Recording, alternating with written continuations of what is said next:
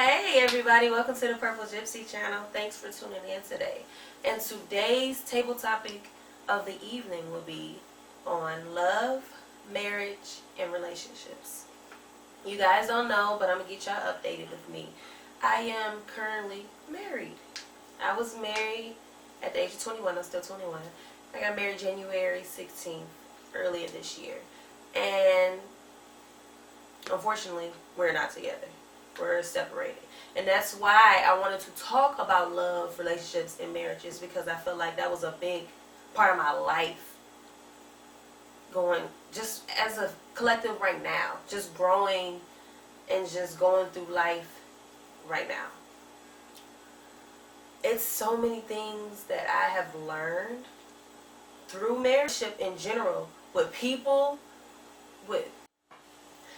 So with that being said, being equally yoked or having similar beliefs is something I feel like you should really consider in a marriage or a relationship if you see it long term. Because you can't, think about it.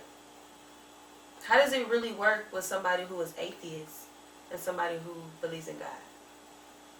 Like, it's not no balance in that. And I know that's to the extreme, I'm exaggerating, but that's just the example I'm giving you guys to think about. Like, it's hard to compromise in anything when your beliefs do not match up or have any kind of similar ground. And that's very deep and strong with it. Going back to my marriage, my husband, he claimed to have the Christian lifestyle, and I was more spiritual. And I'm not saying that I am against any Christians. I'm not. And that wasn't the major part of our issue. But it played a role in our relationship that could have been avoided if we got to know each other more on that level. Another thing, getting to fully know your significant other. You don't know nobody until you live with them. I don't care what nobody says. I know the Bible says you need to wait till you get married before you live with somebody. I feel like that is not true. Because you don't know nobody until you live with them. You know the ins and outs of people, how they act, what they eat, their living habits, their financials. You know if they're responsible. You know how they treat their parents, how they treat themselves, their subconscious behaviors that you won't know unless you live with them. People put on this facade a lot when you're just hanging around them but not living with them. You get to see somebody for who they really are once all those boundaries, all those barriers have been knocked down, because you see them at their purest form. And that's with them through it all, going through so many situations in life. Like, you have to really go through stuff with people to know, okay, this person's unconditional. This person is somebody that I can actually grow with. This person I can be me. I can live my life and keep going forward with this person. And I learned so much from my marriage, moving back and forth. Because I was in school. I was a full-time student. He was in the military. And we had a long-distance relationship for a minute until we got married. And he was getting out. So we both moved to Cleveland together. And we were staying with his mom. And it was hard. Like, I never lived with him.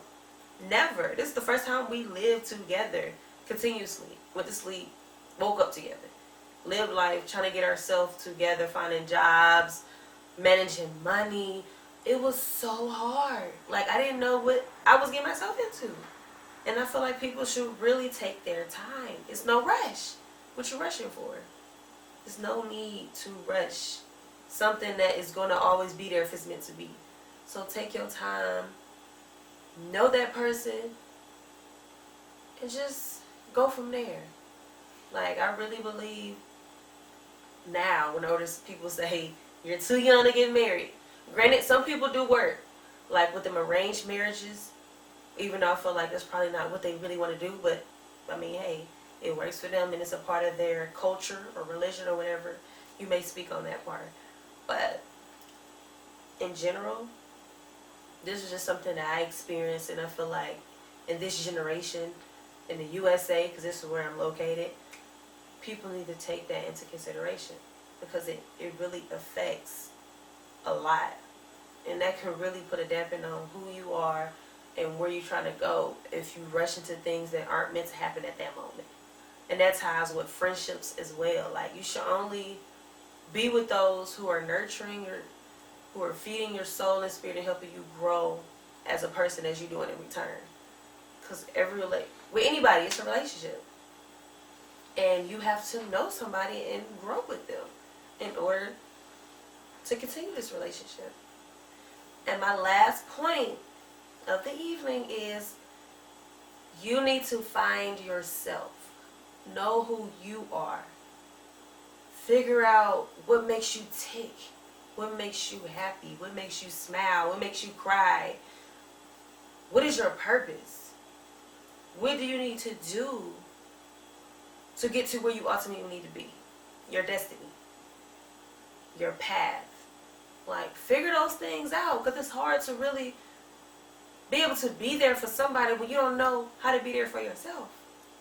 And I struggle with that. I feel like I had to find something in other people to fill a void that I had within myself. So I latched on to maybe men, maybe my husband, maybe friends, maybe food, whatever the case may be. Because I didn't know that everything I was looking for was inside of me.